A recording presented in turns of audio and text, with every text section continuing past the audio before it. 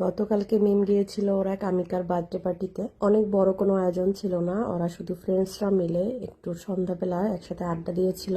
এখানে কারোই বাবা মা যায়নি, শুধু যেই মেয়েটার বার্থডে ছিল ওর মা আর আমি গিয়েছিলাম, যেহেতু মিমকে আমি একা কোথাও ছাড়ি না। খাওয়া দাওয়ার পরে ওরা বার্থডে গিফট গুলো ওপেন করতেছিল।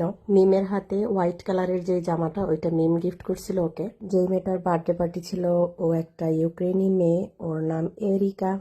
তো buon compleanno areca, tanti auguri di buon compleanno। এখানে শুধু মিম আর এরিকা ওরা দুজনেই বিদেশি ছিল, আর বাকি যে মেয়েগুলো ছিল ওরা সবাই ইতালিয়ান, কিন্তু ওরা ইতালিয়ান হলেও ওদের সাথে খুব সুন্দরভাবে মিশে যায়। আর ওরা এত বেশি আন্তরিক, মিমের ক্লাসের প্রত্যেকটা মেয়ে অনেক বেশি বন্ধু সুলভ, অনেক বেশি আন্তরিক। ওরা যে ইতালিয়ান এটা বোঝাই যায় না, এত সুন্দরভাবে ওদের সাথে মিশে। তো তারপরে আমরা একটু ছবি তুললাম, মিমো আর আমিকাদের সাথে ছবি তুললো সবাই মিলে একসাথে, তো ভালোই লাগলো।